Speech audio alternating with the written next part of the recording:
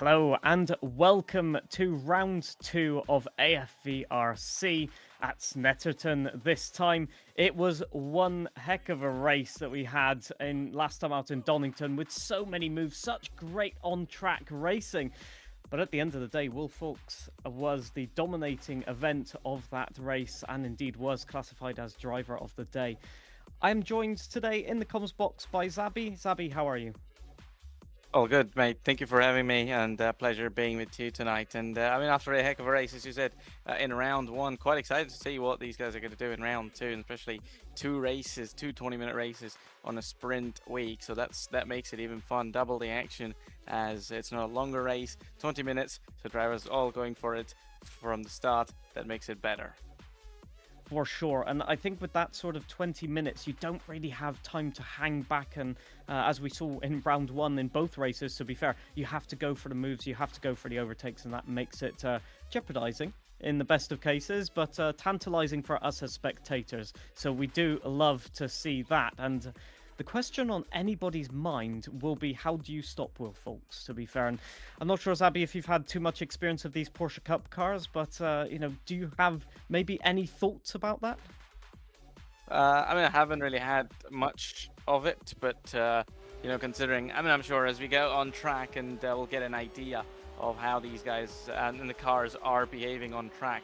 And obviously, it's not like they're going to be going for moves or quite aggressive ones, but I'm sure it'll still be good. And as far as these cars are concerned, still there should be good racing action.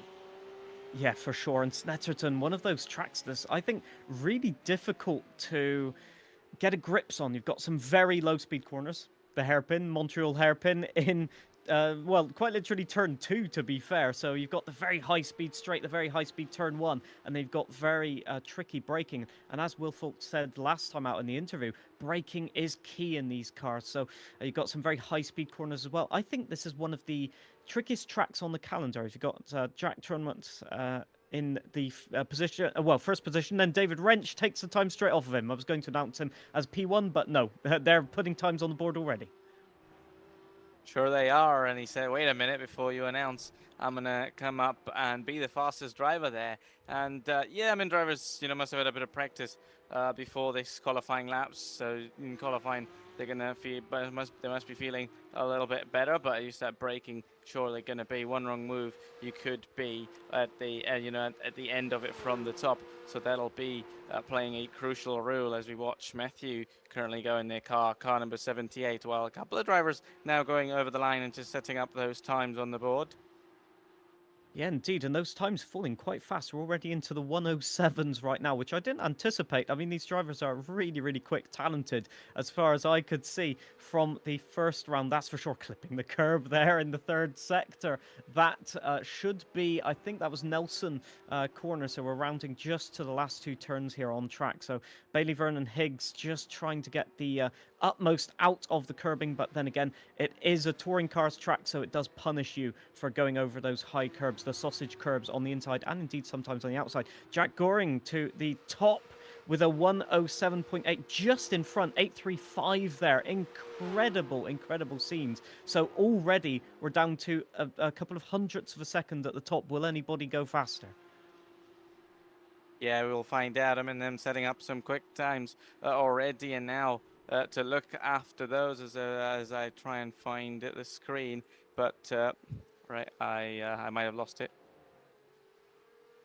Yeah, we've got many times on the leaderboard already. So Chris Boland's in P3 at the moment, just in the 108. So the first driver not yet to dip in the 107s. They will achieve it, I'm sure. Tony Andrews, P4 at the moment. Chris Foley in P5 at the moment as well. But as you can see from the gaps, I mean, there is hardly anything in it. I'm just looking right now. You have to go all the way down to 16th place to get a 109 for the moment. So it's all about those little tenths of a second. And I really do think that this is one of those tracks that encourages just aggression in the rotation. 107.7 from David Wrench increases that pressure on the other drivers. And in a quali session like this, you really want to start putting pressure on the others. definitely have to, and it's also considering, it's not the end of qualifying or mid-part, you're just getting started a couple of minutes in, so those times getting closer already shows us how close the competition is with David Wrench already getting quicker than their previous time. With Jack behind them, it would definitely make an exciting, interesting qualifying to see, especially at the end of it, or the ending moments when we have the drivers do a couple of final laps to see how good are they going to do with Tony in P3, and then I believe the top 3 in the 107s and all the others in the 108s and 9s. Yeah, it's actually incredible to see how close the gaps are, and you see drivers just getting a tenth of a second or two from here or there, but obviously Snetterton, one of those tracks that does punish you if you go off wide. We saw in Donington, there's quite some grippy places with the gravel still where you can just run the line wide, but I think around this track they may struggle quite a bit if they go over the grass. It's quite a bumpy track, really, off of the asphalt, let's say, as we see multiple cars. Oh, that's not what you want. Tom Stevens just having to react to a car in front, not getting out of the way. And that is not how you want to go mid-quali session. That will be a tow to the pits. And Ethan Lee, I think, just not aware that there was a car approaching fast behind him, or maybe has a technical issue, one or the other. Either way, they are going back to pits as well. So unfortunate, very unfortunate right there for Tom Stevens. Yeah, quite unfortunate. Just when he was looking for a lap to complete, or at least be on it, try and get better than what they have done so far. Unfortunate for them, as we see Joshua going a little bit wide. But definitely, that's very crucial. It shows that you not only have to drive in front, but check your mirrors to check out if somebody is approaching fast behind. It saves you and then the car behind as well. So it's a case of taking care of yourself, but others around the track as well. Yeah, for sure. And with so many cars on track, it is a problem, really. As you can see, every time we are viewing a car on screen, there's a car behind and a car ahead. David Wrench increases that gap to a 107.5, just dipping under the 0.6s there. So I really do think that it's time to get those tyres warmed up. Now, it's interesting because just explain to us in the interview, to be fair. I was trying to find the correct terminology for it, but he was basically saying that the tyres were overheating toward the end of the races. So this quali session being 15 minutes and more really does mean that drivers need to start getting the pace in, or need to go into the pits for a new set of tyres. There's a lot of strategy in this qualifying session, isn't there? Yeah, definitely is, and I think Oh, that's a qualifying big walk strategy up. is quite crucial. Whoa! As there's a driver going round, and that was a car going around just before the end of the lap, so that is interesting to see, and definitely that shows drivers already pushing, and again, a couple of cars getting out of the way of the others. So yeah, exactly, we have to move in through, and to overheating time, especially depends on track temperatures and stuff, and especially on how the drivers are taking care of this. But especially sometimes if it's everything going against you, no matter what you do, you are always going to have those tire heat-ups. As we see a couple of cars running wide, so definitely we're just only 5 minutes in, but still already drivers are going at it and not backing out or slowing down or even thinking about it, maybe. So possibly an early strategy, maybe you could put laps in as early as you can, or get a bit of practice laps as well before the race. Indeed. One thing that I'm noticing right now, no sign of Will Fulks at the moment. I'm not sure if they are in the session or not, but they are certainly not lighting up the timing boards as everybody predicted into round two. A few drivers sounded a little bit defeated at the end of race two last time out, just saying, how are we going to match the pace? Well, certainly if they don't show up, that's one way of solving it, I guess. Now, one thing I should note as well this early into our proceedings is that you can spot on the side of the cars to which branch of the armed forces the drivers are representing, or if they are veterans. Indeed, right there, number 8 being a veteran, and that is Tim Burton, I think it was the name. Tom Blunton, sorry. The quality here a little bit pixelated, but there you go. You have the name right down in the bottom corner for you. But indeed, it's Jack Goering, just to interrupt, 107.5, so just taking the proceedings from David Wrench. So you can see many of the armed forces represented here. It was a Royal Air Force trio at the top last time out, so it'll be interesting to see whether anybody can top the flying forces, as they say. Yeah, surely, and I think it'll be a thing of just as drivers, maybe if we could get our fours at the top, so that'll be a bit of competition for between the drivers in themselves, as well as Jack goes quicker than David. So the quickest time getting quicker and quicker, as we see Ryan Borley currently on a lap moving through in P24, I believe their position is at the very back, but certainly they'd be looking to do a quick lap on how much they can improve and all those around as well, with 8 minutes now remaining in the session, and them on a lap. There's 2 more cars behind them, so the traffic could be a big issue around here with Whoa. drivers trying to solve them as another car behind goes spun round. So that's interesting to see that it is about drivers. You'd have to get your lap in, but if you have cars, if not behind, in front of you, you got to make sure you do not lose your focus, otherwise things could go wrong.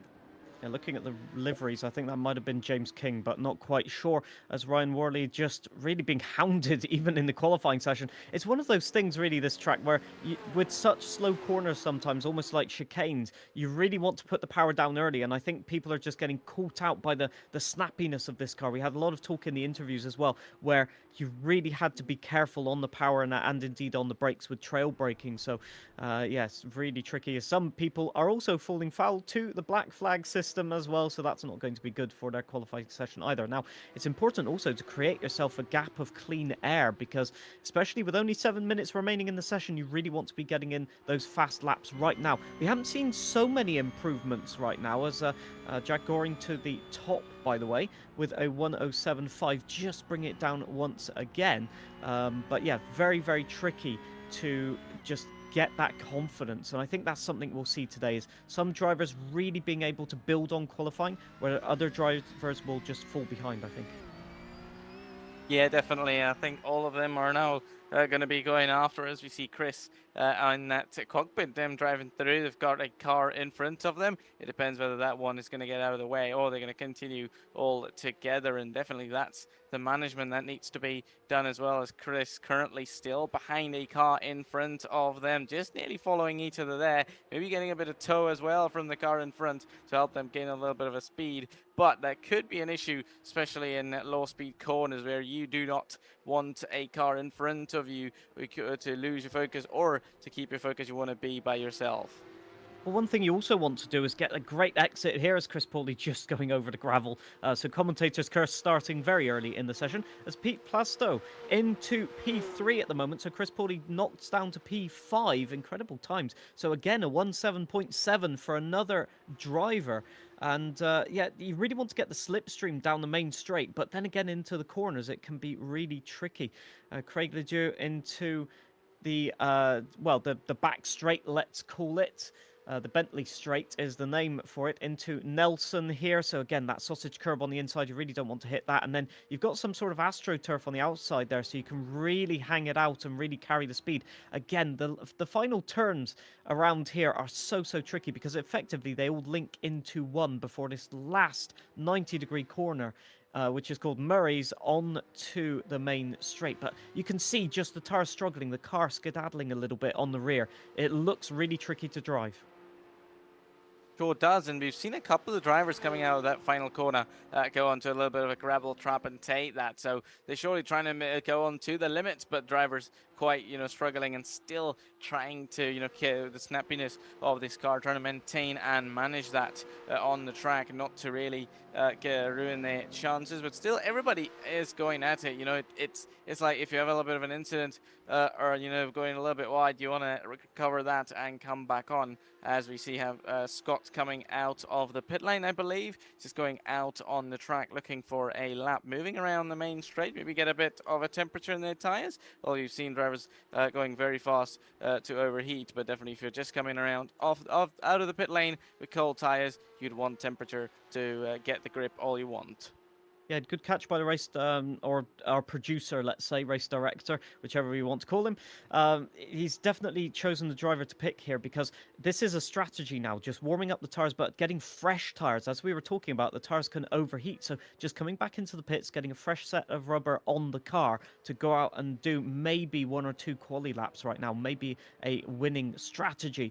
At the moment, P12. So that's a 108.2 as far as I can see, or 108.0 actually, looking at my board right now. So it's a good time. So if you improve that, even by 0.5 of a second, you're looking at a top 5 time already. So all to play for, and only 3 minutes 30 seconds remaining in the session. It's crunch time, as they say. Yeah, it definitely is, and these are the moments in the ending minutes in Oh, qualifying where you could get it wrong or right, and he surely gets it wrong, as we had followed him for a while before he started his lap, and he spun round and finds himself in the grass there.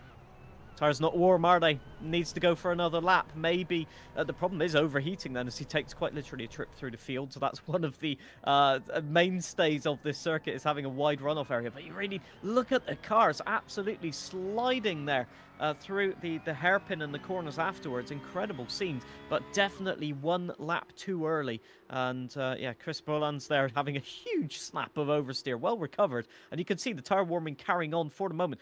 Really, I think the front tires struggling more than the rest, but we'll have to wait and see. All wide over the curb, not ideal onto the grass either. So this is probably going to be an aborted lap, 108.4 for the moment. So, you know, it needs to get a little bit more to top that P7 for the moment. But there is a gap created, isn't there, between the drivers in the 107s and the drivers in the 108s. About 0.5 of a second now, if anyone wants to slot into that.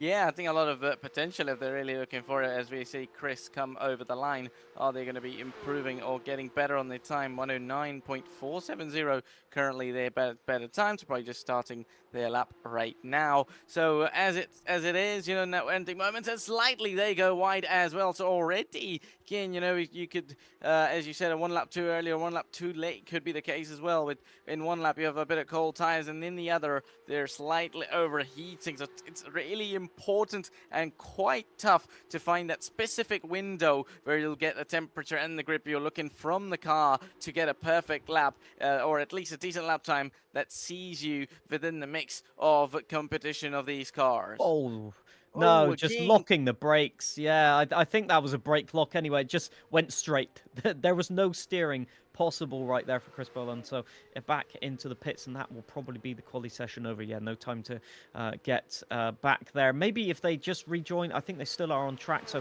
David Wrench throws a spanner in the works right there with the 107.5, again improving just a little bit, and putting Jack Goring down into second place. So it's all down to the thousandth of a second at this point. It definitely is, and I think these are the moments, just 50 seconds remaining with every second now passing, and every driver coming over the line could potentially be on their final flying lap in this qualifying session, so it'll really be crucial as we see Jack currently in P5, getting out of the way of the car behind to let them get past and complete their lap in front of them. So it's all about now getting you right yourself and letting others do their thing as well. The cars behind just getting a bit on the curb. Jack there currently in P5. Are we going to see them improve, get on their time? I think they let the car in front get past them, so they would possibly be starting their lap now. And these really ending seconds as they slightly hit the object on the outside of the track as they're into the final corner. They slightly run wide as well, with just 6 seconds remaining for them to begin their lap before everybody takes the checkered flag and qualifying comes to an end. What great timing from Jack Tronwit. He'll get the last lap of anybody, as we've got David Wrench still on the lap as well. This is into the back straight here, second sector, and it's got a very tricky braking zone in here. You've got to go left-hander, which is about 90 degrees, but it's quite sweeping, and then into a right-hander, which is really a square apex. So here's the left-hander, then into the right with the sausage curb, and you've really got to run it over the curb. So again, Will Fawkes was saying last time out, you've got to use all of the track limits available, and that's what we're seeing from drivers. Will this be an improvement? It's looking like at the moment it might be a little bit down, but we'll have to wait and see, as it looks like most drivers are not improving on their last laps, to be honest. So the timing board has stayed quite static from midway on. Oh, a little bit wide. Will it be enough? And no, it won't. Back into the pits, sadly. Yeah, I think that's the issue in these ending laps, especially in these very late moments. Whether if you get it right, that's perfect. You'd probably be in the best position to do a lap. But if you cannot, and especially in the cases of drivers who do not have a competitive lap at the moment, it's a bit of a compromise. As we still have a couple of drivers on trying to do a lap with Tom. I believe he slowed down to let the car in front past him, so it would be rather to see how good the driver in front of them do, or they themselves have any chance of it. But rather, as it looks like, if you're going to be over the line, qualifying will be over to for you. So those who'd be improving would like to go to the end and take the checkered flag. Those not would possibly just come into the pit lane and end their qualifying there. Yep, you'll see some drivers. Oh, it looks like Tom Bunton appears to be on a better lap. What will it be? Where will it put the time? No, 1:14, so just down the time. I think completing the lap just to get a little bit more training. And I think that's last driver across the line. That completes our qualifying session. What an incredible one. I mean, that was really close in the timing. And I think we are about to get the standings up on screen from the qualifying session. But I mean, what an incredible just track and circuit to race at. I think that throws the dice, or cast the die, as they say, in terms of the racing, because very close times, and it may be difficult to create a gap on this track. Yeah, definitely, and especially, I mean, we saw a couple, drivers going wide, so mistakes could follow as well. So they'd have to make sure they're driving with speed and also with full focus as well. With David Wrench up at the top, ahead of everybody, 107.524 for them. Just 5 milliseconds behind is Jack in P2. Chris, car number 1 in P3. Pete Plasto, Jack Trunwick complete top 5, with the top 10 being rounded out by Toby Andrews, Chris Bolland, Matthew Forrest, Adam Barron, James King. Just want to point out Royal Air Force 123 once again. P11 down to P20 will be Ben Cullen, Scott Darville, Craig Ledieu, Bailey, Vernon Higgs, Mark Gladwell, Tom Stevens, Glyn Burry, Ethan Lee, Etienne Gray, and Darren Berris. And indeed, if you look at the times, they're so close in that midfield. It's going to be one heck of a race.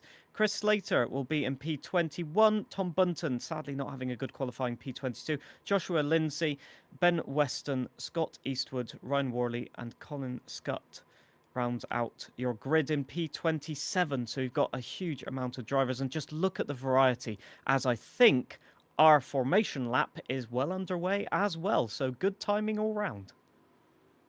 Yeah, surely, and I think now a couple of drivers already moving left and right to warm their tires up, get those temperatures in. You want to make sure you have tires up to temperature and grip ready when the grid goes green and we go racing. So the formation lap, a nice little time to get your tires right, get your temperatures, as we see everybody moving left and right, and just be ready. You know, it's a bit of a time where you slightly calm yourself and prepare yourself before the race starts. As the pace car would come in, the race would start. But before that, just do all you can and really get yourselves ready as much as you can.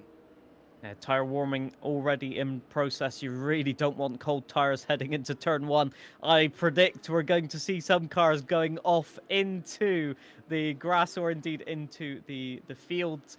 So I don't know. Who do you want, real quick, who do you think is going to win this race?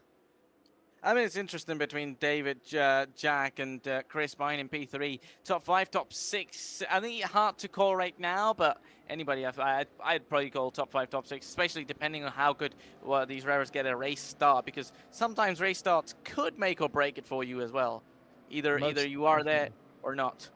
Most definitely, and here we go. The pace car pulls off that Mustang into the pits, and it will be David Wrench getting proceedings underway. When will they decide to go? Looks like they've gone a little bit early there as well and got the steal on everybody. And green flag racing as Jack Goring under pressure now in P2. Chris Pulley up to P3, just getting the move, and Pete Plasto in P4 then. But at the back as well, Ethan Lee moving up spots as well. It looks pretty clean actually into turn 1. Oh no, I say that commentator's curse. Car going around, I think that's Scott Eastwood that has been spun around, unfortunately, and Etienne Gray also in the wars as well. So at least 3 cars getting spun around there. Nobody in the grass, though. A little bit disappointing.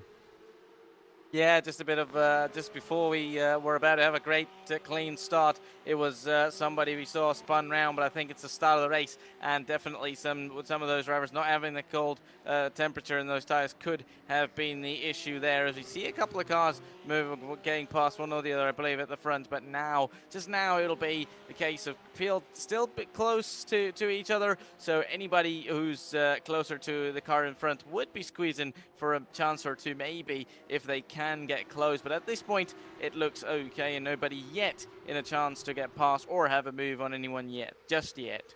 I think everybody's settling into the races. There is a battle in midfield. I think that's Scott Darville and Chris Boland having a little bit of a battle there. And who will get it? Chris Boland on the outside there. You can just see. And you can't do it around the outside there. You can try, but you're going to be probably pushed off into the grass.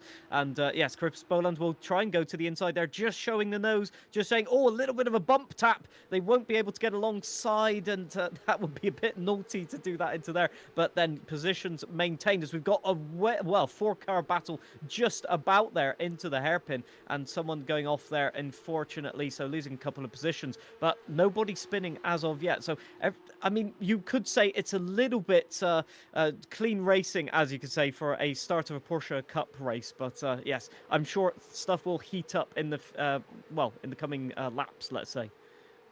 Yeah, it definitely will. I think already it's only the start, but we are seeing moves, maybe not at the top, but in that middle, mid and bottom field, as there's almost a chance for one of the cars up front, as well as drivers are up close to each other, and definitely they are taking those chances if they think there is a chance for them to move on. It's like the case of just stay behind for as long as you can, and as soon as there's a chance, as soon as you think you could move to the side and get past the car in front, you can get that. As we see Jack currently just getting the fastest lap of this race so far, as we have Chris currently in P5, so he's lost out positions as far as I could remember him being in P3 at the start. Yes, indeed, possibly a mistake that we didn't see, probably in Sector 2 or Sector 3 while we were focusing on the midfield battles, as Ethan Lee, I think, has been jumped down a place again to P15.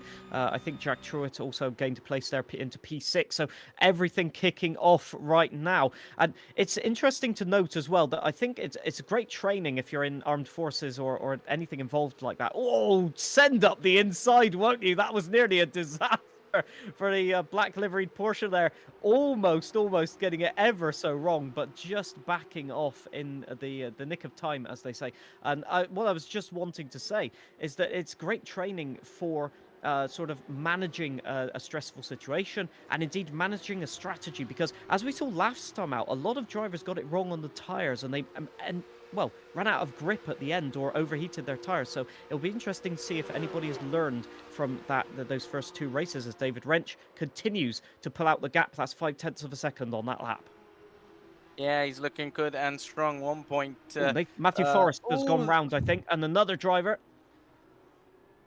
That's interesting to see. Adam Barron, I'm being told. Wide. And, I mean, there's so many drivers going round. It's incredible. Chris Slater is round as well. Oh, my days. I think from P21. And that is problems and in the pit lane, unfortunately. My days. That was 3 separate incidents. And I think things are getting argy-bargy here, aren't they?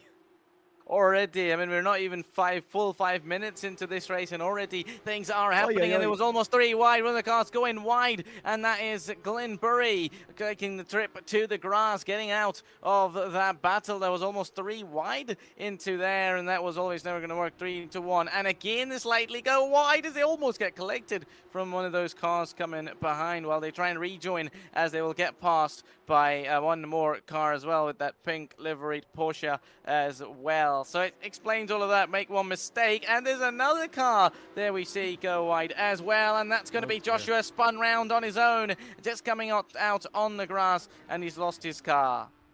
A very weird incident that. It looked like they were all the way to onto the grass, nearly toward the barrier there, that you can see just well away from the track on that penultimate turn. So yeah, Joshua just not judging the grip of the car. Again, these cars are mid-engine, so they're quite snappy, quite difficult in the high speed to mid-speed corner. So perhaps maybe just getting a little bit loose, and then on the rejoin, because you've got overheated tires, you just want to floor it for that main straight, and you just go all the way around. So it just points out how tricky it is to keep on top of it, as Jack Goring once again reduces the gap now to 1 second. So that gap hovering right there in the slipstream, and we'll have to wait and see what strategies they have to sort of get the upper hand. Yeah, definitely. I think cars are quite running closer to each other as well, so that could play a crucial part considering what strategy you want to go, what the plan do you have before this race, or sometimes considering what you would be doing moving forward as well, because you could possibly be changing your plans, from minute to minute, from lap to lap, as we see Ben Cullen and James King in a fight here. That could get exciting and close. Indeed, and looking at the gaps there, when you know it's only tenths of a second, I mean, you've just got to go for it, haven't you? This is a fight for the tail end of the top 10, but it matters. It matters for points. It matters for consistency. And at the end of the day, as long as you're finishing the race, you're scoring at least some points. So it's all the matter to keep it on the track. It's all of the importance, really, as well. Going off the track there, I think that's Chris Bolland. It is indeed just locked the brakes, and I think was on the grass before the turn-in of that right-hander, and you could see them just struggling for the grip. Look at the wheel and the adjustments and corrections that we saw there, just having to counter-steer, and more positions lost down to P12, so they've lost out on the net top 10 for the moment. Yeah, they have, and I think already, we saw drivers, as we were talking about, drivers were going white in qualifying, could follow in the race, and certainly we are seeing that a little bit of it. A lot of incidents, drivers sure racing as there's a bit of a battle going at the back, and another car we see spun round and on their own. That is Gillian Burry once again, if I'm not wrong. They spun earlier in the race as well, so quite struggling after that. I think sometimes the same sort of incident. Sorry to interrupt. They've done a carbon copy of what happened to Joshua a lap ago. Yeah, they've once again, I think these could be exciting. And sometimes it could create a panic as well. You made a mistake, you're trying to recover that, and while trying to do that, you kind of run out of a bit of focus, and that could really ruin it for you once again, as we saw earlier, and the same case of the previous Porsche car, as there's a bit of a battle going at the back. Chris Bolland and Ethan Lee in a bit of a fight as well, while there's 2 or 3 cars at the back as well, so still battles going on and fights are happening. Yeah, Chris is not comfortable with that car. You can see it just trying to take a little bit of a nibble of the grass on the inside, just trying to find a little bit of grip. But you could see through the last few turns, through Nelson, through Bombhole, through Coram, there was just no grip whatsoever. So yeah, unfortunate there. And at the times, just ebbing and flowing at the top of the leaderboard at the moment. They are in a class of their own. They are 2.7 seconds ahead of P3, but at the moment the battle is just continuing, and the battle for P11 continues as well. So we've got another battle here. Tom Bunton versus Scott Eastwood. Who's going to be the one backing out of it? Wow, wow, wow, wow, wow.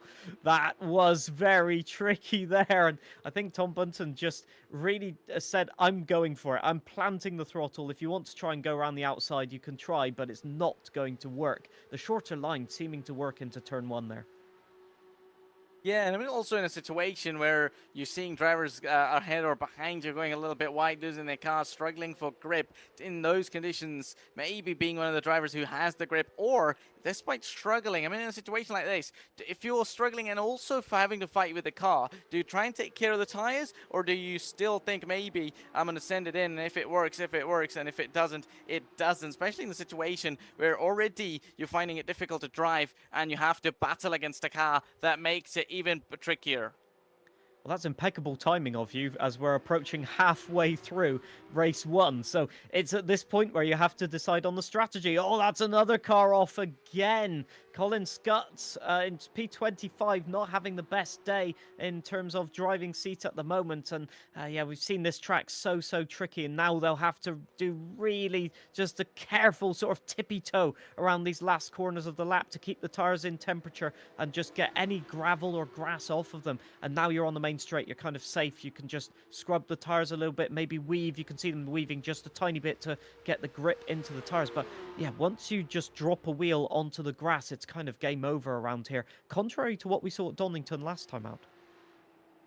Yeah, definitely. I think grass quite makes it difficult for you. Anything other than tarmac on those tires, that would be really hard for you, because you get a bit of change of surface and change of the track, and it could really be really tricky, as you're still seeing, along with this incident, those overtakes are not overtaken and ending with the battles keep going. It's almost either a two-car battle or a three-car battle in each group, almost, as we see Scott slightly taking a bit of a curb and a bit of gravel there, but they are getting closer to the car in front. Maybe, or maybe not, within a couple of corners, we could see these guys have a bit of a battle, but they're slightly losing out to the car in front, so maybe it's not going to happen anytime soon. Yeah, look at that. Jack Trunwit, definitely the cork in the bottle there. There's at least 5 cars that I can see vaguely behind him. So the pressure at the moment might be mounting up. And look at those laps, by the way, the fastest laps. And we saw a 107.5, I think, earlier from the top 2. So they are setting, excuse me, they're setting the same times as they are in qualifying. In fact, some of them going faster than in quali. That is incredible, isn't it?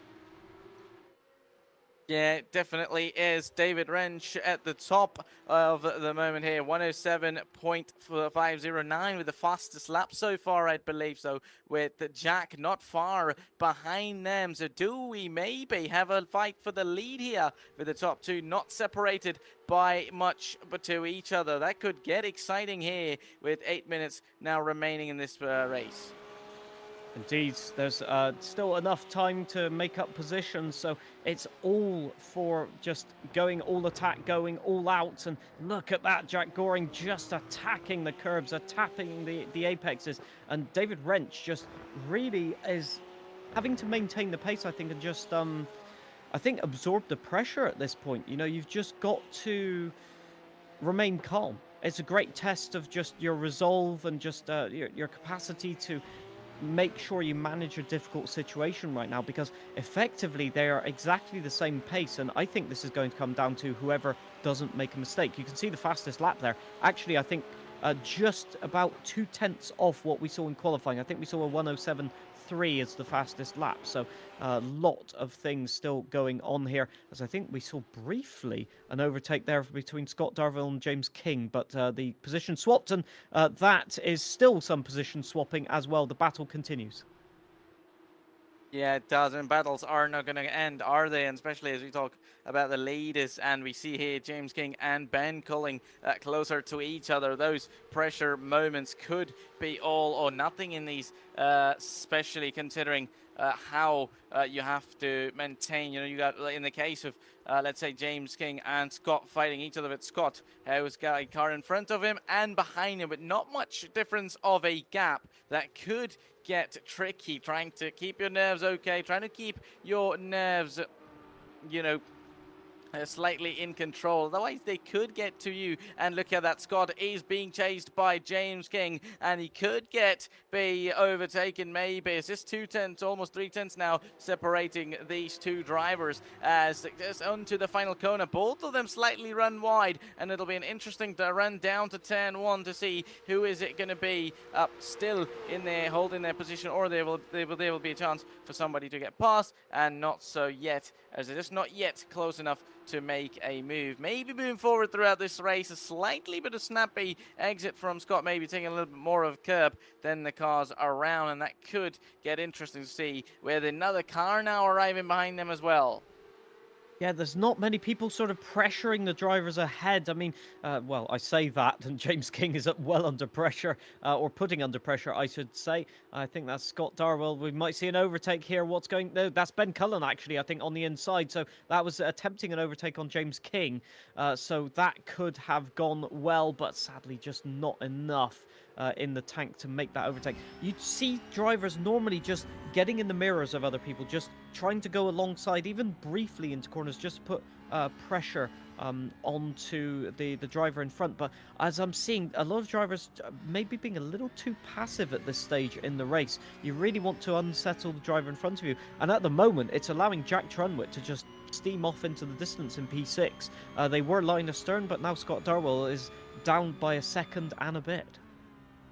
Yeah, and I think in these moments, it's a kind of a situation where if you can't get a move, try and make them make a mistake or slightly put them the pressure, and it's a battle of nerves. You could try and win that if you are not able to get on track. Because slight bit of in a situation like this, with three cars all together, either one of them in front has a little bit of a snap or a bit of a mistake, could easily allow those behind to attack with these three cars. Just one ahead of them as well. It could even become a fourth battle fight if we see those three catch up to the cars in front. Meanwhile, we're seeing from the rear wing, rather from the bumper of Scott to James, and James is still staying behind Scott so far, but maybe he's still just trying to take it okay, and then if there's a chance pops up, he could try and catch up. For sure, yeah, you've got to stay in it. That's the one thing. The timer doesn't hit zero right now, and you've just got to keep yourself focused. You've got to keep yourself right all the way to the last lap, because the points are at the end in any race, to be fair, and it doesn't matter what position you're in right now. It matters the position at the end. So if you're in front, you want to maintain. If you're behind, you kind of want to attack. But we saw out also last time out a lot of drivers losing positions at the end of the race, going for a move that was never going to happen. So you might ask yourself as well whether some drivers are just wanting to bag some points here. But for the moment, I mean, yeah, the pressure at the moment on Scott Darwell here that we are seeing is quite incredible, and you can see the gap there forming visibly to the car in front of Jack Trunwick, just pulling away at this point, just saying, "Ciao, I'll see you guys later." Oh, he Off the slightly road. went wide there. That was nearly commentator's curse, wasn't it, Savvy? Yeah, it almost was, and I think now Scott is, you have to say, has done at least a very good job right here with the gap behind him of James not far away. So at least so far, not to give the commentators curse, but at least he's doing a really good job to stay ahead and maintain their position, because the pressure they would be under would be quite interesting, because now maybe cars behind them would be having a bit of a battle as Scott is slightly moving away, maybe, with James being caught up from the cars behind. But it's Look at the gap at the front. Sorry, we need to move to the leaders right now, because David Wrench is under so much pressure. Jack Goring, I just noticed the gap went from 0.6 of a second, and Jack Goring will take the lead. There must have been a mistake at the hairpin. The gap went from 0.6 of a second to nothing in a split second, and that is a net move for the lead with 2 minutes to go. David Wrench has caved under pressure, and that spanner in the works is growing ever so large. Yeah, it definitely is, and that's exactly what we're talking about, coping up with the pressure, but David Wrench just slightly making a mistake, and that allowed Jack to get past, and the leader has changed just in a split of a moment as... now we watch David Ranch and Pete closer to each other, as David might be in a bit of pressure around the outside. Pete could have a go into one, or maybe not. David's just going to stay strong and maintain the inside line, be there, and yes, he does. At least stays ahead of Pete there, or maybe he can't. This could get exciting, as these drivers are not deciding to leave another, as Pete still stays behind. And I think anytime slight bit of more of a allowance from David and Jack. It looks like David was just being applied so much pressure with Jack Goring just... he went for it. No way. He does go for it on the inside. You can't do that. Well, he's made it work, but can he go to the inside? No, he can't. He'll have to attempt the switchback, but it's a big, long right-hander right now. You have to try and get the move done. He's got alongside. David Wrench has the opportunity to take the lead back. No, not enough speed. It was just about to understeer, but very opportunistic. I was just going to point out that Jack Goring just put the pressure on last lap by setting the fastest lap of the race by 0.2 of a second, and now it all comes down to effectively this lap and the next. I'm not quite sure if no, white flag not shown for the moment, so we're still 2 laps, I think. No, final lap shown. There it is on confirmation right there. This is for the keeps, as they say.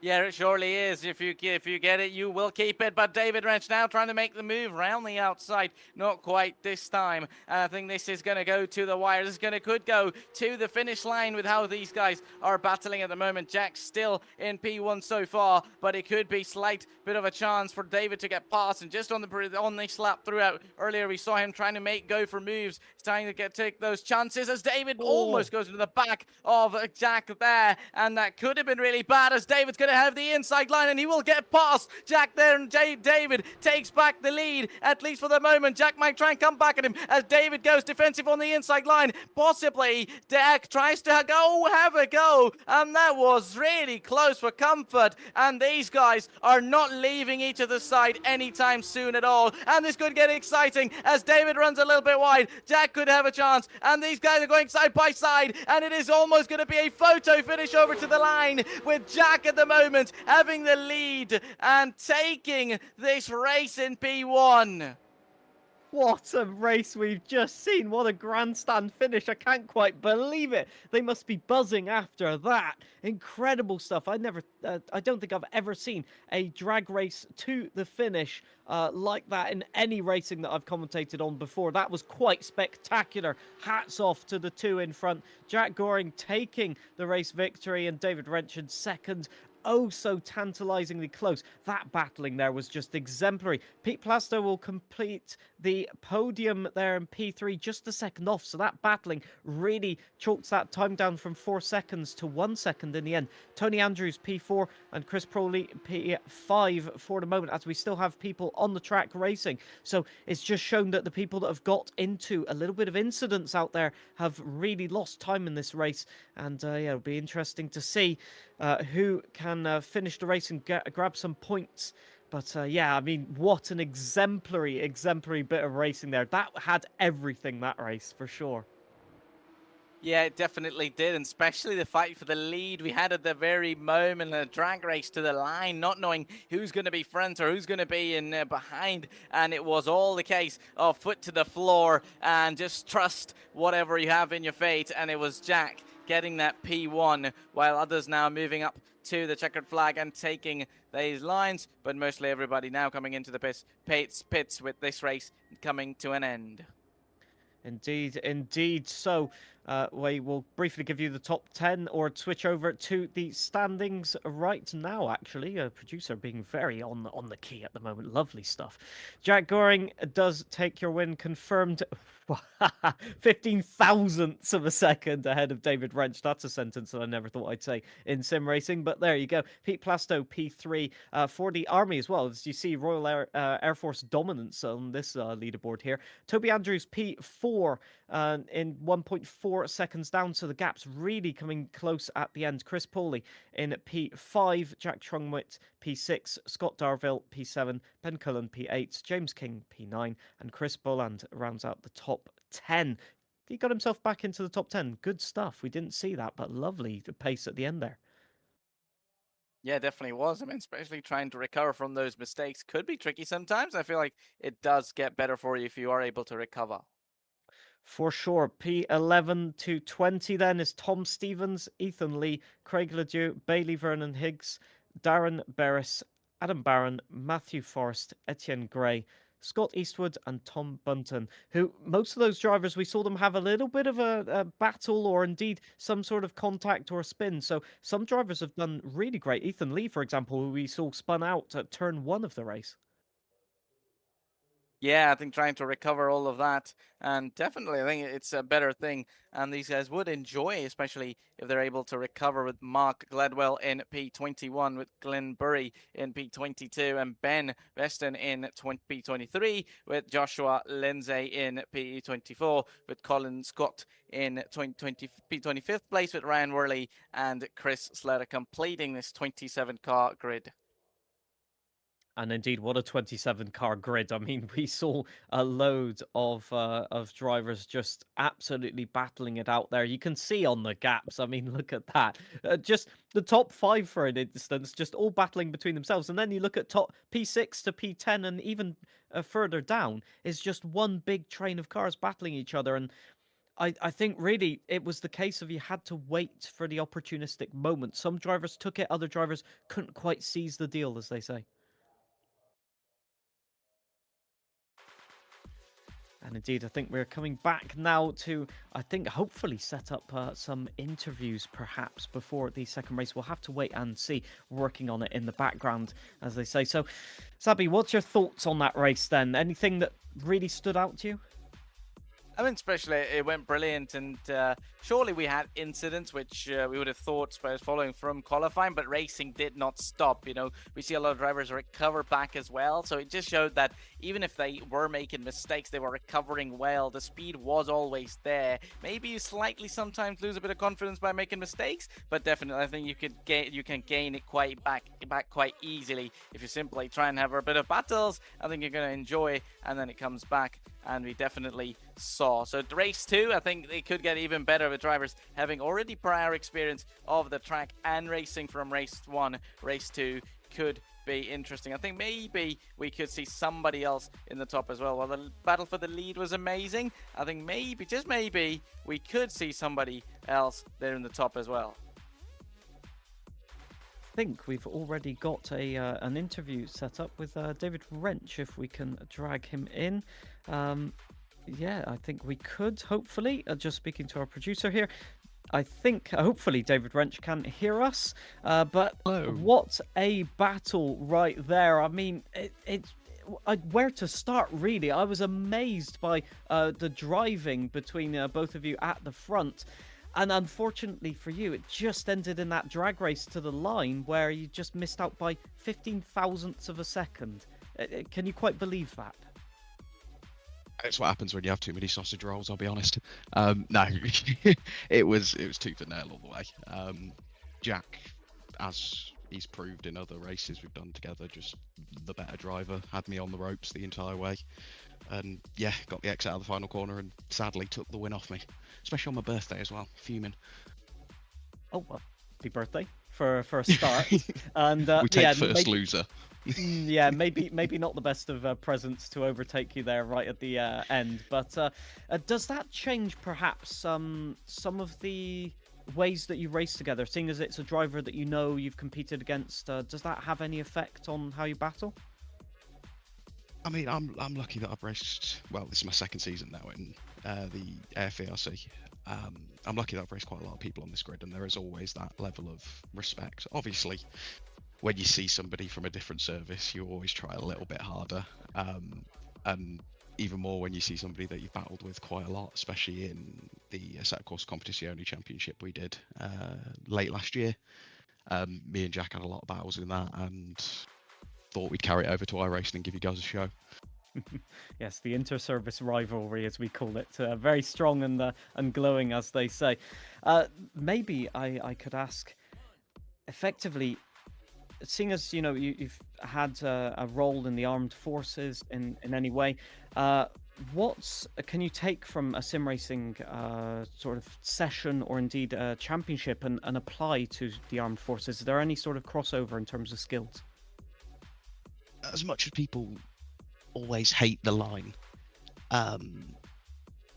physical, mental, endurance, it's all falls into that kind of bag. Even though you sat down, you're just playing video games in inverted commas. I challenge anybody who thinks it's just video games to sit down for 4 hours at the Nordschleife and try and put consistent laps in. It takes a lot of mental fortitude to be doing that kind of thing, and that carries over consistently when you're away from family, when you're on exercise, things like that. Very well said. Unfortunately, we've run out of time, so I'll have to say very good luck for the next race, but also great racing. Oh, let's hope we can put on a show for race 2. Cheers, guys. Thank you ever so much. And as you can see on screen, it is time to spin the dreaded wheel of the reverse grid. So let's have a look and see. So the way this works is quite simply the number that appears or that is selected is the last place on the grid, which will be inverted to first place. So for example, if it lands on P9, 9th place will go to P1 and P1 will go down to P9. So let us see if we can spin this wheel, get it spinning nice and fast, a bit like the Porsche Cup wheels that we saw in race 1, hopefully not on the grass. And it's going to be 7, P7 and upwards will be inverted on the grid for race 2. So a bit like in the races in Donington, we've got a pretty narrow reverse grids there, so sort of the midway through. How's that going to affect the race, Sabby? I mean, we could say it's a quite a narrow reverse grid, but still, I feel like it's going to be interesting because the drivers from the top slightly moving to the back would give an opportunity to those slightly at the back, but also those coming from behind could make it exciting even in terms of racing with those at the back. Maybe slightly better or having a bit more pace than those in front. Could go for moves earlier on in this race to possibly focus on the cars in front, or even if not, I'm sure they would be able to get close and the racing action would be better. So this bit of things, you know, it could be like 6 cars, 7 cars reversed. Still, the action would slightly increase with the mix of pace and speed between drivers there. Indeed, indeed. And so we have our grid results here that I have on screen, that I can tell you that Scott Darville will start from pole position with Jack Trunwitt in P2, Chris Pooley P3, Toby Andrews P4, Pete Plasto being reversed to P5 there, David Wrench P6 and Jack Goring starting from P7. The rest of the grid will start in their positions that they finished race 1 as far as I can remember. Maybe some adjustments for penalties and things like that, that's why I say that. But yeah, it really does affect how you can battle, because effectively for the top 2 they've got to battle their way through, hopefully, and keep out of the way of any incidents into turns 1 and 2, maybe even for the opening laps. It really sort of challenges your racecraft and your ability to perceive where there's a gap, where there's an opportunity. And a bit like my dad would say, he was in the RAF back in the 70s and 80s, sim racing, or indeed, well, not sim racing back in the day, but he did real life rallying. It was a great way to train reaction, thinking skills, a bit like David Wrench told us, basically. So it checks out, as they say, and you can have a lot of fun, as we're seeing.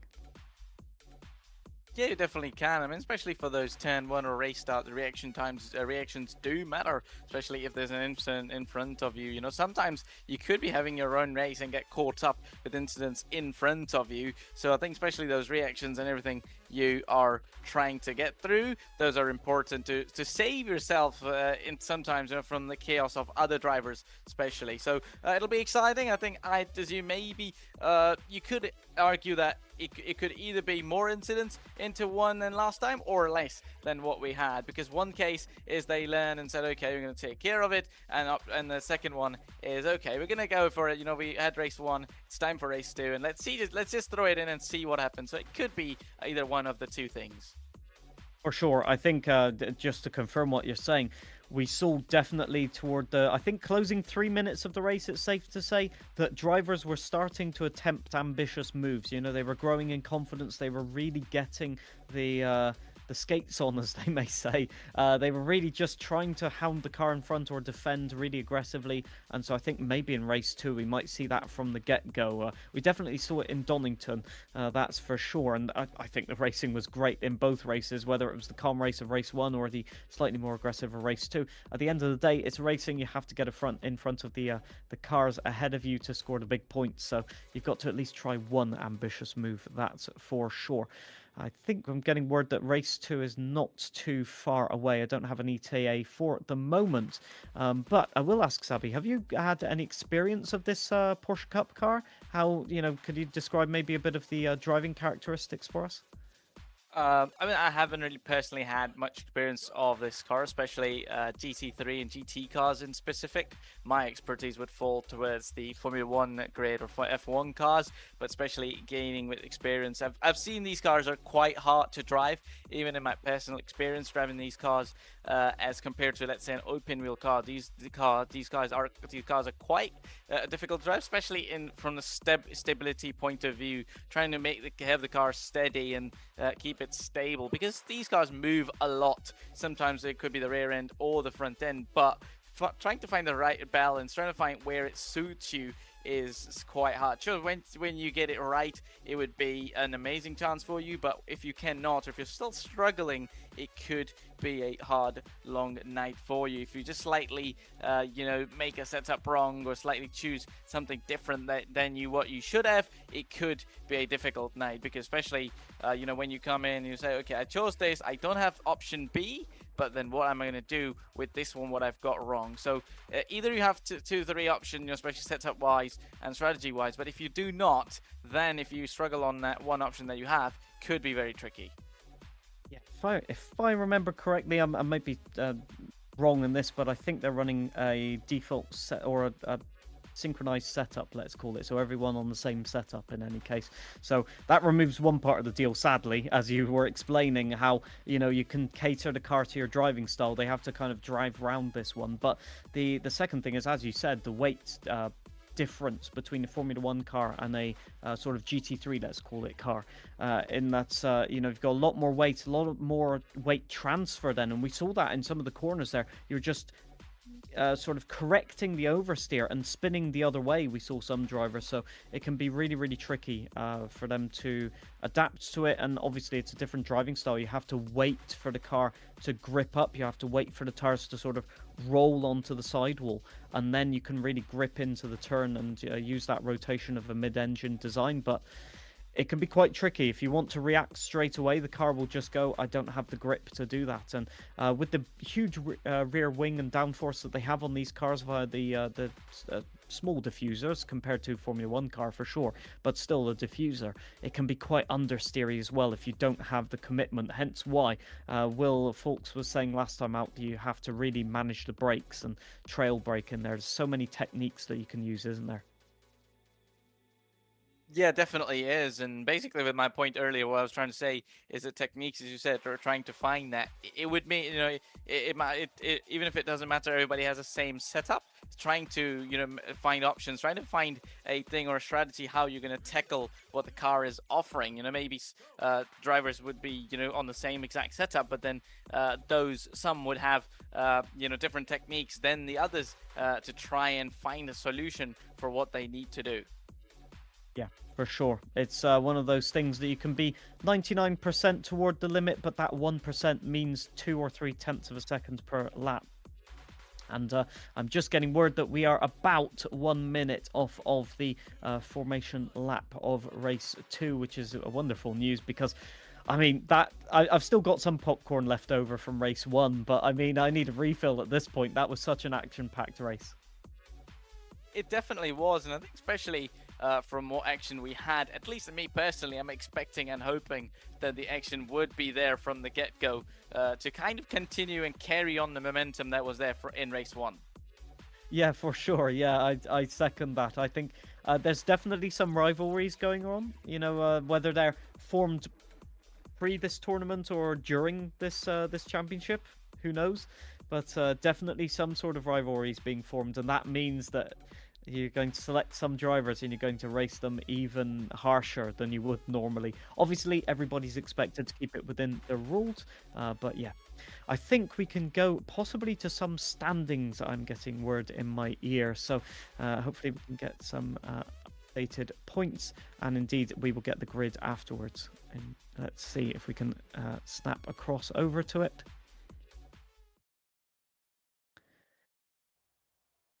Indeed. We're about to grid up now.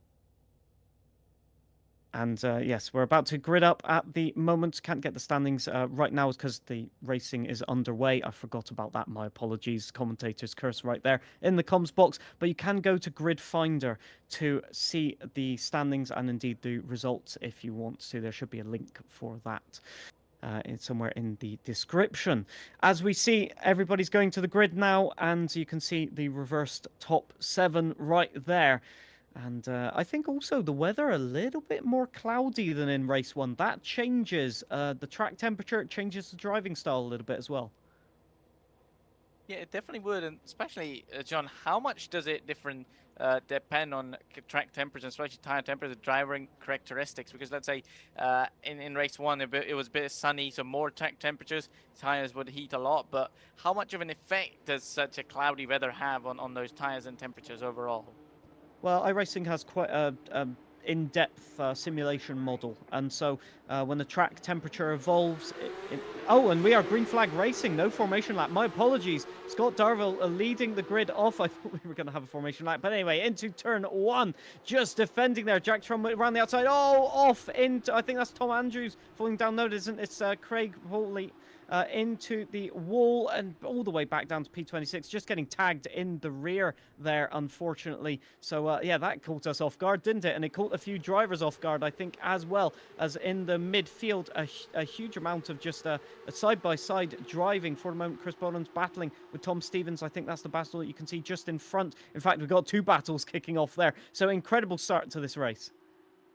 Definitely is, and the get-go we were hoping for, or wanting at least, has surely started already. Only one car going into turn 1. I think we take that as a good start, as there's many cars now following each other as well. So no formation lap obviously on this race to start. So we went straight away as for lights to go out and racing. So drivers now kind of getting stabilizing now. Here we're yet to even end race lap 1. But it would now, I think, mean drivers getting into the rhythm of racing and action to begin already. Indeed, yes, and I think the drivers just need to settle into a rhythm here. Once again, 20 minutes is this race, as that is already some attacks coming out here. Definitely some harsh defending, but you've got to in this. That's David Wrench just having a go. I was just thinking that, and just trying to get any sort of gap or opening. Jack Truett's just looking for any maneuver, and it does look like Pete Plasto is losing a little bit of speed to Scott Darville up ahead, and that might put them so much under pressure. Oh, wrench to the inside, but can they make it work? No, not really at all. There's no gap right there, and especially with the sausage curbs on the inside, you really have to be careful. You will get spun around, but we're seeing the reverse grid in all of its glory at the moment, as Jack Goring just struggling at the moment to gain positions, but they are P5 and P4 at the moment, respectively, were our top 2 from last race.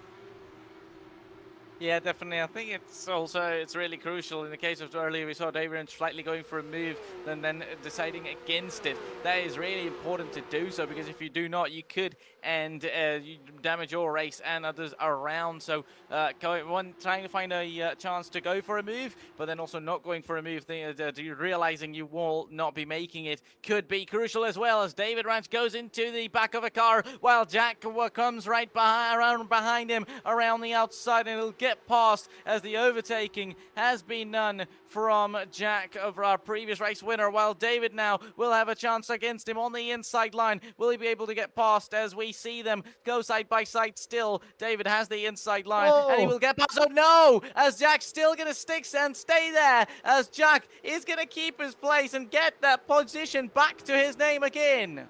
What an incredible last late braking in there. I definitely thought they were going off track. I exclaimed into the microphone just because I thought there's no way you're making that corner. But they found a way. They found a braking zone. And as David Wrench was saying in the interview, they just have that ability to go for it. And so you're seeing now, look at the lead, by the way.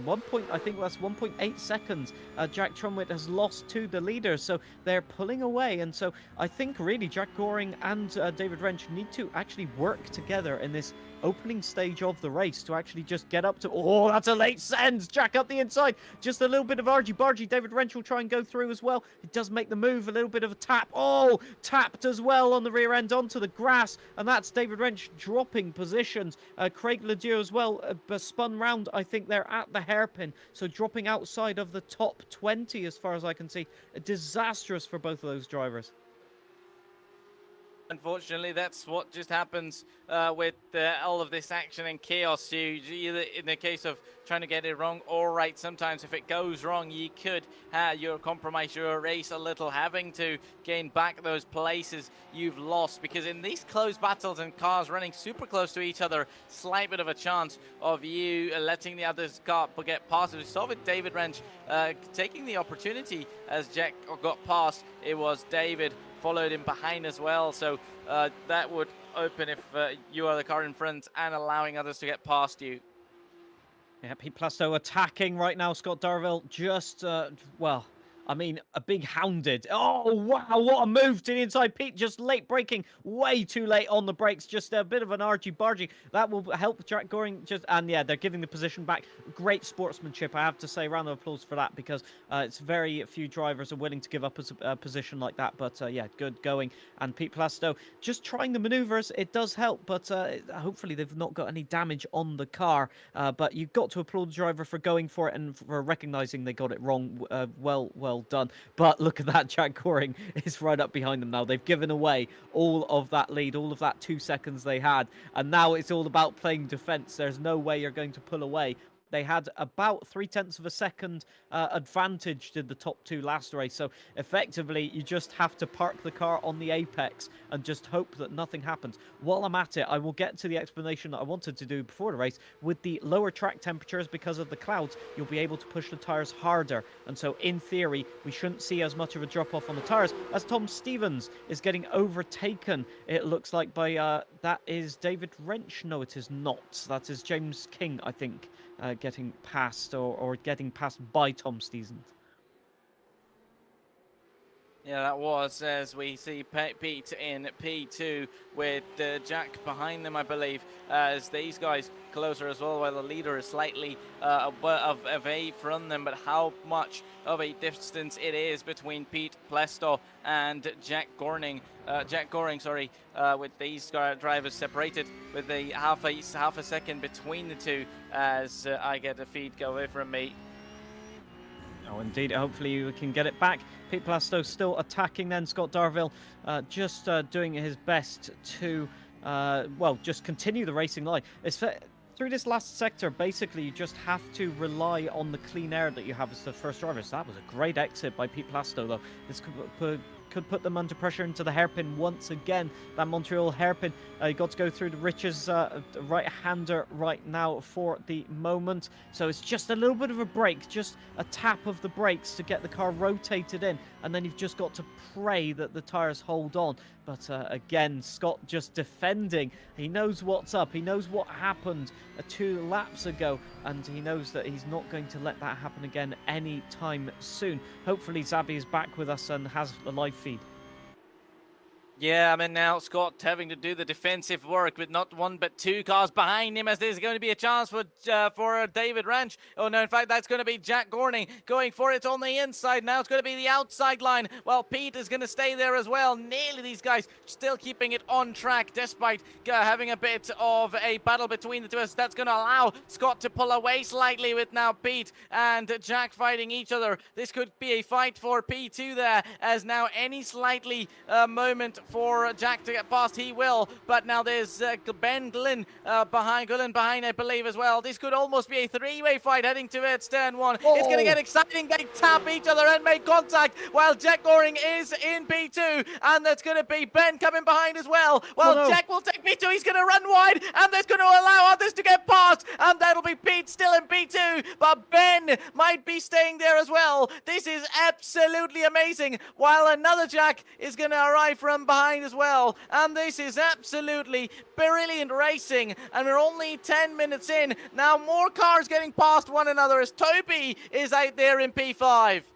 Yeah, Toby Andrews just getting past, and that is, well, a huge defense that he's got to do. 1 car on the outside, 1 car on the inside. That's David Wrench getting up the inside right now. An absolute masterclass of defense, but sadly you can't defend both ways. And I just want to point out that it was Jack Goring just getting a little bit of a tap there. I think it was from Ben Cullen just into turn 1 that just made him back out of the corner. He's lost quite a few places, but there you go. He's still in the race, down to P4 though, so working his way back up the ranks, still in the race, and it does mean that Jack Goring and David Wrench find themselves once again in P4 and P5. They just can't seem to get out of those positions at the moment.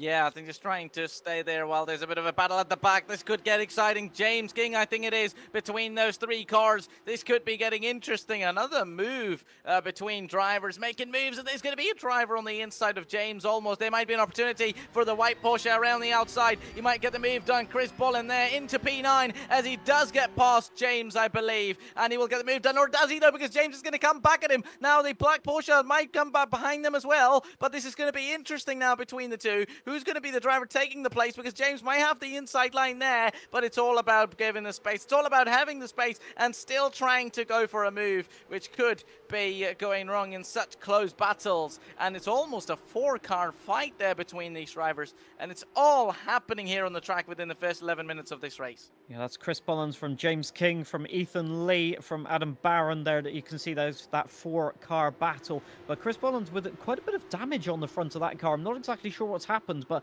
you can see the front splitter is kind of pushed up at the front. So and James King has had a really terrible exit there. I've just seen that. He's about to get swarmed by everyone, and I think he already has been swarmed. Yeah, indeed. So unfortunate for him, he drops all the way back to the end of that pack, and that gives Chris a gap to get away, really, but still defending. Look at this, they're going all the way to the inside into the Montreal hairpin there, but yeah, and unfortunately there's no way past, as they say. So you just got to make it stick and hope for the best, as definitely on this back straight it gives them a little bit of a breather, and that's what you need both for the cars and for the tires before you get into this really complex last sector. I'm not exactly sure which part of this track is simple. As far as I can tell, there is no simple part. Yeah, definitely not. I think by the looks of it, considering drivers are going at it again and again, and I think, as you said, the breathing space for tires and cars is slightly needed. But I think also in that case, they might need to work with each other in terms of trying to maintain and manage slightly to allow themselves fight in a place where they will be fighting, but also not doing so where they don't need to, unless it's a really close action or for a no, there's no chance for you to not overtake, because sometimes in close battles either you go for a move or you get overtaken from the car behind. So it's a risk versus reward thing in those situations where, let's say James now, that's going to be a car in front of them going a little bit wide, and that's going to allow James King to get past Adam there, and they're going to be still side by side, but James now going to take the advantage of Adam slightly making a mistake. Yeah, indeed, they're still going to be side by side. But yeah, for sure, that move was always on to the inside. They bounced over the curb, though. They've nearly got it all wrong. And can they defend the inside? No, they can't. Once again, it might be a position swap. Oh, what a great defense, though. Just managing to keep it at bay. So they take the lead of this train. But it must be said, the others are getting away. James King, although they are at the front of this train, the two in front, Ethan Lee and Chris Boland. Oh, and once again, the big mistake. I think that's the second lap running. And that means that they're just going to lose even more time, and once again it's side by side. It surely is, and I think it might be 3 wide in a turn 1, not quite sure, but James now will try and get the inside line, but no, they're going to get overtaken by 1 and 2 drivers right there as positions are switched, and James slightly lose a position. I'm not sure if there's any battle at the front. I slightly saw those cars moving. Jack Goring's gone around. Yes, indeed. And I think that was a collision, perhaps, with David Wrench. It was incredible scenes that have happened there. Just on the exit of the hairpin, I think they were swapping time, or indeed positions, at the front that were the top 4. And that looks like a serious damage or a serious problem for David Wrench, who's just dropping all the way down to the back of the field. Incredible scenes. I think it was maybe just some jostling for position. And as the positions were getting swapped, definitely Scott Darville fell briefly to P2. I think the concertina effect has meant that some drivers have got caught out, but it's been an eventful series, let's say, for Jack Goring, who's now back down to P12. And I do not see, David Wrench there, P22, as you can see on the leaderboard, but still dropping time. Yeah, he is, and I think just unfortunate now, but I think it's one of those racing incident things, as James is going to have the outside line to fight Jack Goring there. Can he do it, though? They're going to be side by side. Jack's going to have the inside line, while the car in front of them, of Darren, is going to be still okay from these guys for the moment. But now, as Jack Goring does get past James King and might have his sight on the car in front already, or it's going to be James who's going to come back at him. This could get exciting. Remember, Jack Goring involved in an incident could slightly have damage on their car maybe, or that confidence sometimes does take a dim as well. You could really not be wanting to move or being a little bit scared. I don't really see any damage on that car at the moment as we're rejoining the leaders here right now. Scott Darville just under pressure still. So that gap continues to go down. It was 0.2 of a second before. They had a little bit of a coming together, and so that gap rose to 0.4 of a second. It's now down to absolutely nothing. Will they go to the inside? They think about it. Oh, late brakes and a little tap as well. Scott Darville's going to go. Oh, well, good recovered. Incredible stuff there to just trail brake and recover that one. I don't think many drivers would have been able to do that, but good thinking, good reactions, and yeah, unfortunately for Pete Plasto, that's another little bit of an incident. I think just maybe a little bit too eager to try and set up the overtake, and Toby Andrews says, hey, I want that position, I want that P2, please give it to me, and I'm going to try and take it. Oh, the late defense, moving under the brakes. I'm not sure what the stewards will say about that one, but yeah, that was an aggressive defense for sure. Yeah, he nearly almost got it there, but I think he's not trying to give up at all, Pete, there. He says, okay, if you have to get that P2, you'll need to fight for it. I'm not going to have it easy on you, so maybe give me a little bit of a hard time, and that challenge yourself as well, trying to get me past as Chris, the car number 24, has been black flagged.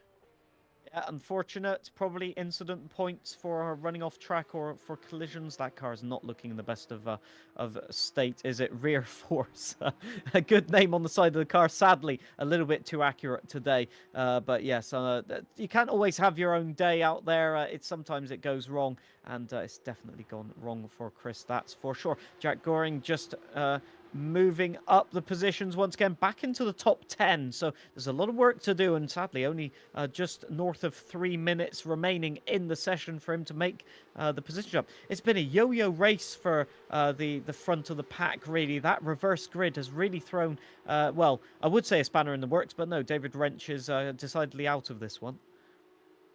Yeah, I mean, with that huge incident, he went falling far too back of the grid with those minutes remaining. It's a case of if you can do recovery or not.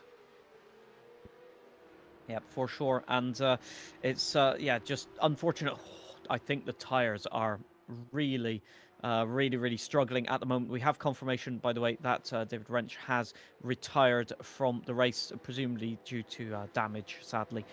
Didn't look like that car was in a healthy condition, perhaps damage to the drive shaft, which didn't enable him to get full power. So, yeah, it happens sometimes. And I tell you what, James King has some opportunity to gain some positions here. There's Darren Berris in front of him. So this is the battle that has resumed after Jack Goring has got by. And that is a defensive maneuver, sort of almost defending thin air. But then again, when there's only 2 minutes left in the race, you kind of have to anyway. Yeah, definitely. Yeah, definitely. I think Stevens there. There's going to be a chance between these guys. They're almost 3 drivers going for a move. And there's going to be Adam on the inside line. Try and get the move done on not 1 but 2 cars. That's going to become the outside, but he's going to run wide. And onto the grass goes Adam. Yeah, Ethan Lee, I think that is going wide, and it's the same seat. Oh no! Oh, contact has happened, and it's the exact same story as in Donington race 2. It's just been a disaster, and that's with Jack Goring. I can't believe it. Oh, a little bit of recriminations there. I think maybe the red mist has come down. That will not help either of their chances, really. They still have laps to go, and that's crucial damage to both cars. Yeah, unfortunate scenes. Ethan Lee has fallen victim again to unfortunate racing scenarios. It happens, and I think it's been boiled out. Oh, Pete Plasto is off from P2, dropping down. That promotes Tony Andrews to P2 and Jack Trunwitt to P3, still dropping down P7, P8 at the moment. Incredible scenes, everything unraveling in these last closing minutes, and he's round again. The tyres just giving up. The tyres saying, I can't do this anymore. I've overheated, asked too much, and that is the end of the day for Pete Plasto, from P2 to disappointment right at the dying stages of this race. Yes, definitely. I think this is what can happen in these remaining moments and minutes, especially those remaining 2 to 3 minutes there. And it could be, the case of you could go from being a hero 2-0 as he went from P2 to the end of this race with an incident. While our leader looks okay in the lead so far, with Toby Andrews behind, I believe, though, a second behind them. But now battles between James King and the cars in front keeps going on, and it's all happening still between these drivers with just 30 seconds remaining in this race, which will be the final lap of this race now. Yeah, Glenberry just defending from James King there, and this will probably be the final lap of the race. It's being called on the timing screen, as you can see. So it's all about, can Scott Darville get this to the end? 7/10 of a second is the gap. It's a visual gap you can see right there to P2, but they have pulled away for the moment. It's looking quite comfortable, but as we know, that Sector 3 has been catching people out. Maybe they've been asking a little bit from the tyres. You can see the cars visibly. They're twitching in the braking zone. They're not happy with these tyres still, and it's come down to the last lap once again. Will we have a grandstand finish? Scott Darville just has to complete the last two corners here as he rounds the penultimate corner into the heavy braking of the last turn of Murray's, and turns around the left-hander. Is going to be what has been just a recovery drive, I think, from battling, but it's been a domineering last few laps of the race. Scott Darville keeps it clean, wins the race. Toby Andrews profits from all of the collisions ahead to finish P2, and Jack Trunwitt takes a podium as well. Who would have thought that 5 minutes ago? Definitely, I think it all happened in these remaining minutes, and this is what it can do with this much close battles and racing on action, especially those gaining from all the chaos. And I think that's gonna, surely those who lost are gonna be slightly disappointed, but those who gained are gonna be quite happy. And that's why it's always said, to finish first you have to finish. And if you're just able to stay on track with all those chaos and things happening, you can always benefit from the incidents. Yep, you're seeing at the top of the screen the final race results right there. We should be able to get you them in leaderboard format in just a second, but it's good to see the gaps as we still have racing to the line. I think this is down into the P20 results, I think, but incredible stuff. I love to see it. It doesn't matter which positioning you're battling for, you just have to go for it. And at the end of the day, it's the end of the day in terms of racing, so you have not much to lose. Scott Darville just confirmed there in P1, taking victory for the British Army. The Royal Air Force's domination ends, at least this season, for the time being. Toby Andrews in P2, 4/10 of a second back. It was a valiant effort, profiteering from positions and then just really hounding on the pressure. It didn't really work for the win, but a podium is good enough. Jack Trunwitt, P3, the veteran driver there, completing the podium. We've got Chris Bolland, P4, Tom Stevens, P5, Ben Cullen, P6, Adam Barron, P7, Darren Barris, P8, Matthew Forrest, P9, and Glenn Berry, P10. It's worth noting that quite a few of these drivers weren't in the top 10 with 2 minutes to go.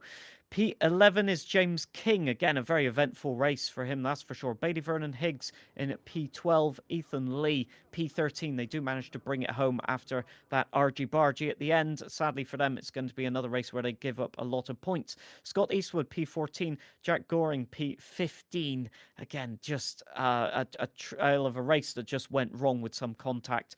We didn't really see whose fault it was, but there you go. Joshua Lindsay, P16, Craig Ledieu, P17, Ryan Worley, P18, Ben Weston, P19, and Mark Gladwell, P20.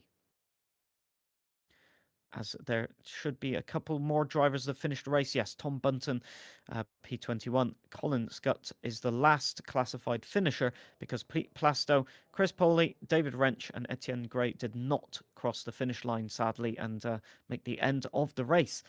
And that's the crux of this second race, isn't it? Just chaos from the get-go, and it really just never ended, did it?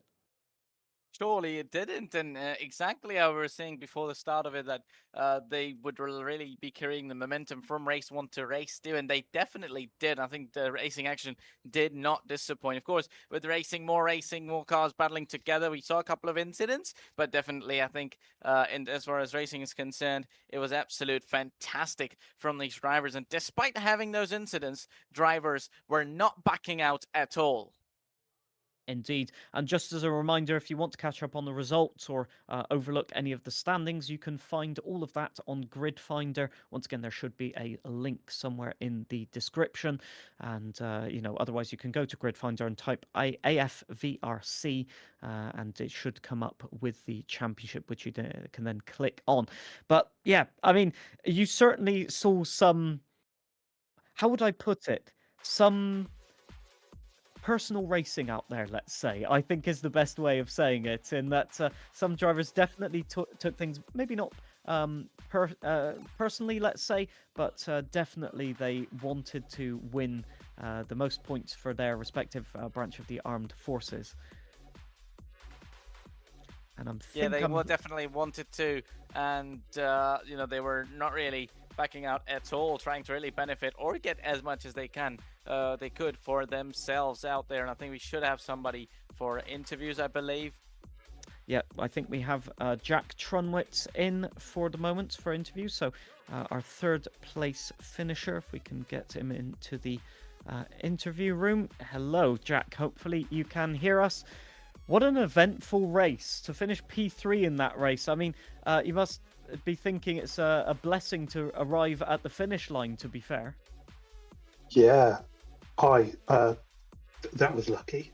I had a bit of damage and I didn't think I was going to even get in the top 5. So, oh, that was close. I'm over the moon. How did that damage happen and how difficult was it after that? I'm not actually sure what happened. I don't know. I'm not even sure what happened. I think I was in like P3 or something. And it was just a little bit of side damage. It wasn't too bad. It just took a little bit off, but I really had to push to keep up. I didn't have the pace as much this week as I did last week. So it was close. I was getting close to the off-track limits as well, but just about made it. Yeah, we saw a few drivers getting the black flag or indeed penalties for that. How much did the battling affect you? Because we had that huge battle toward the tail end of the race between the top 4, and it didn't particularly end well for quite a few people. So did you just try and hang back all race and just hope that drivers tripped over each other, or what was your strategy going into it?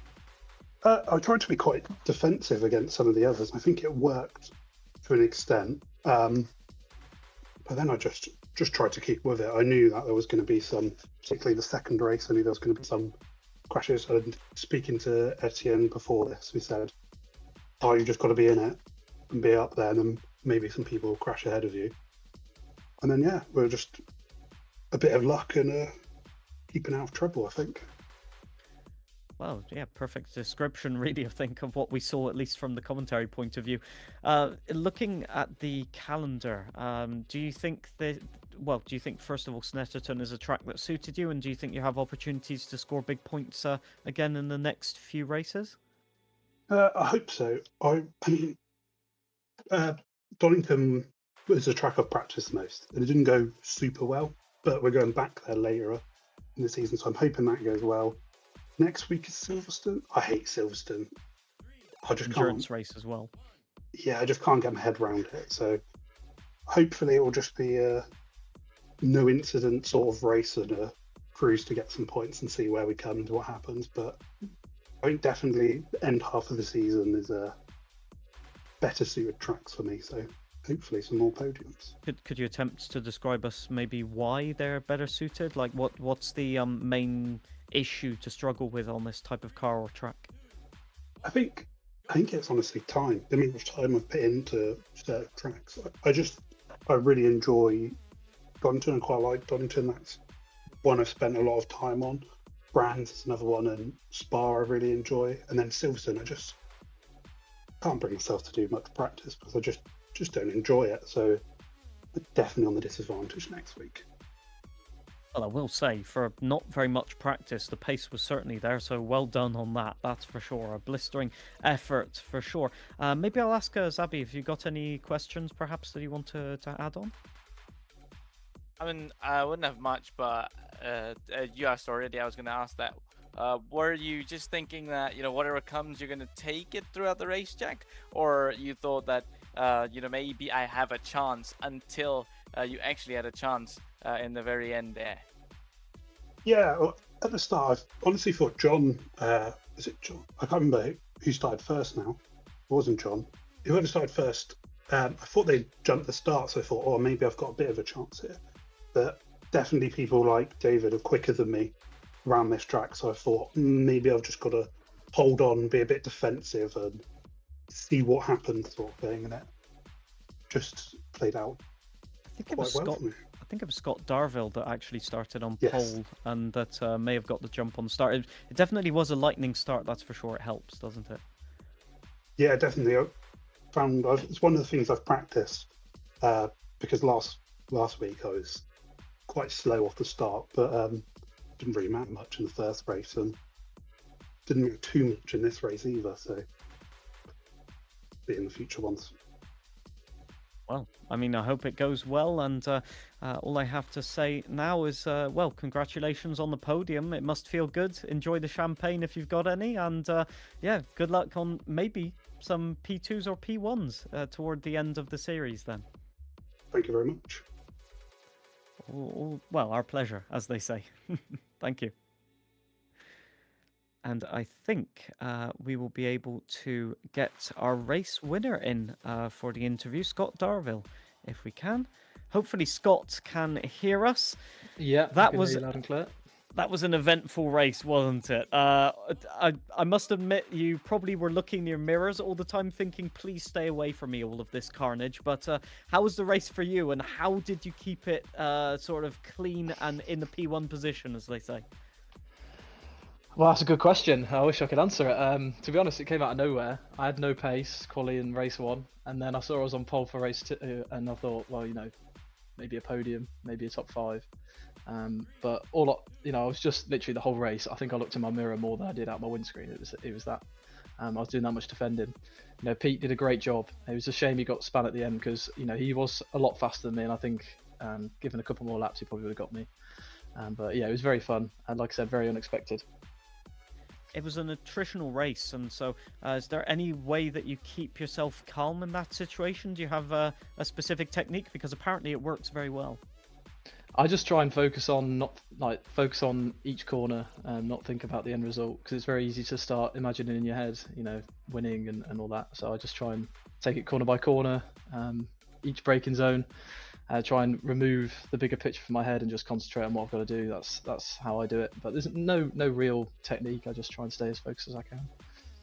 When race 1, we saw you make quite a few maneuvers, you know, some overtakes here and there, some defending. So you've definitely got some pace in there, regardless of if you were defending in race 2. Do you think in the next few races you'll be able to be a more, say, aggressive stance?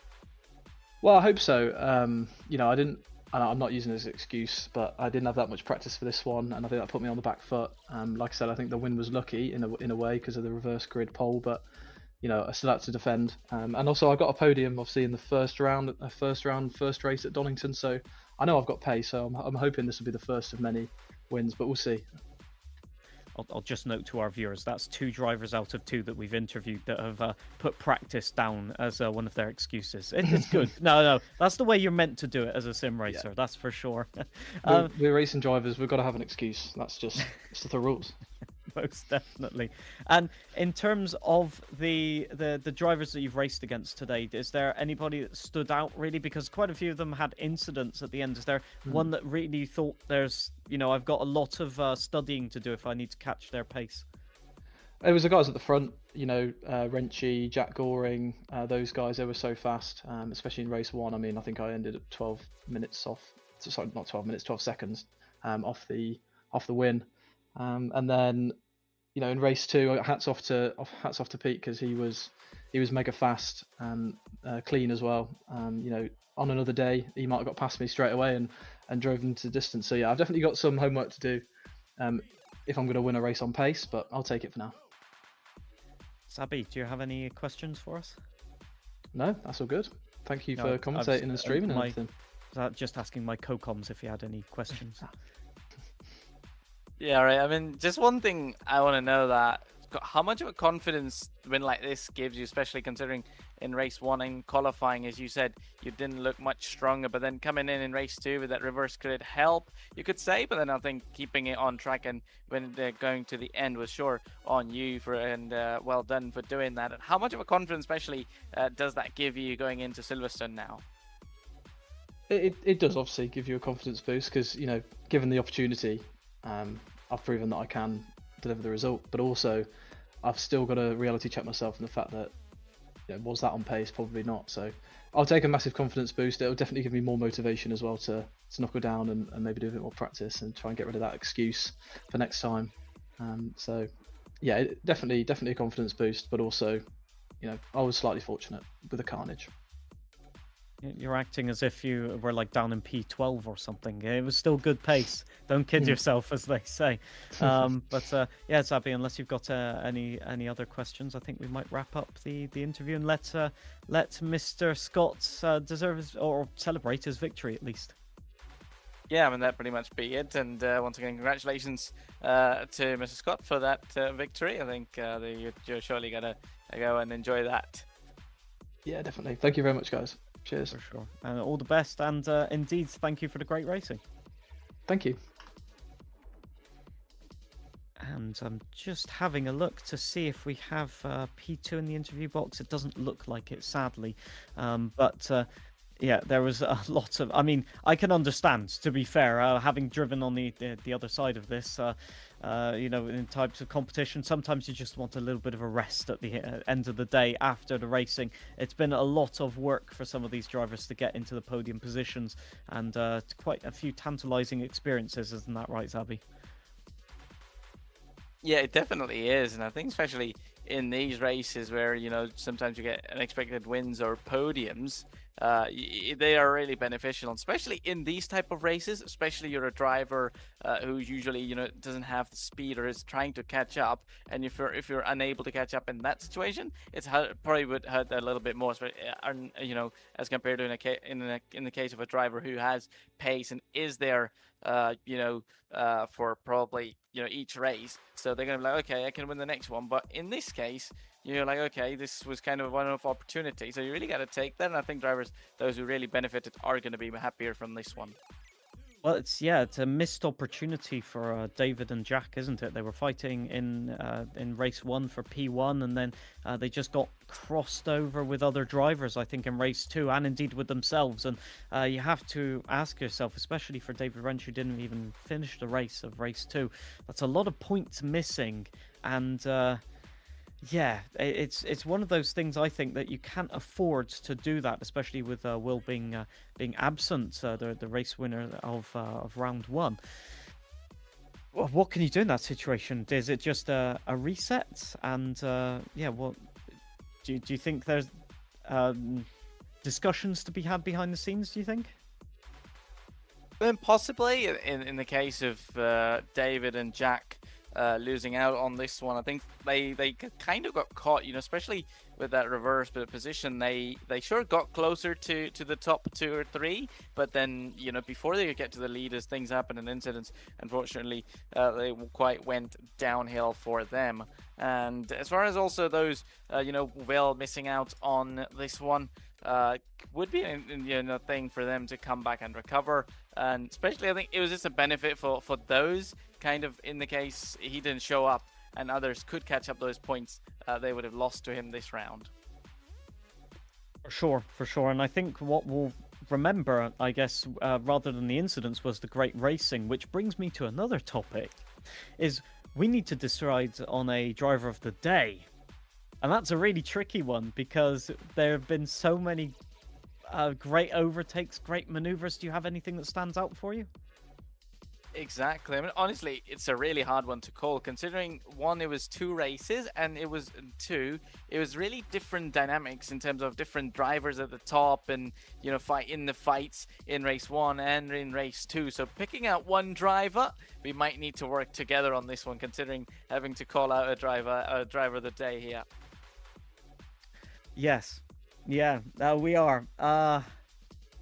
I think, you know, it sounds obvious, but I don't think it is obvious. I have to go possibly myself with Jack Goring, just not because of race 1, but because of race 2. When you're really struggling, you've been tapped or spun around and some incident has happened, you have to recover and then go again, gain positions like Jack did, and just work your way back up the grid. Overtaking isn't easy in these Porsche racing cars.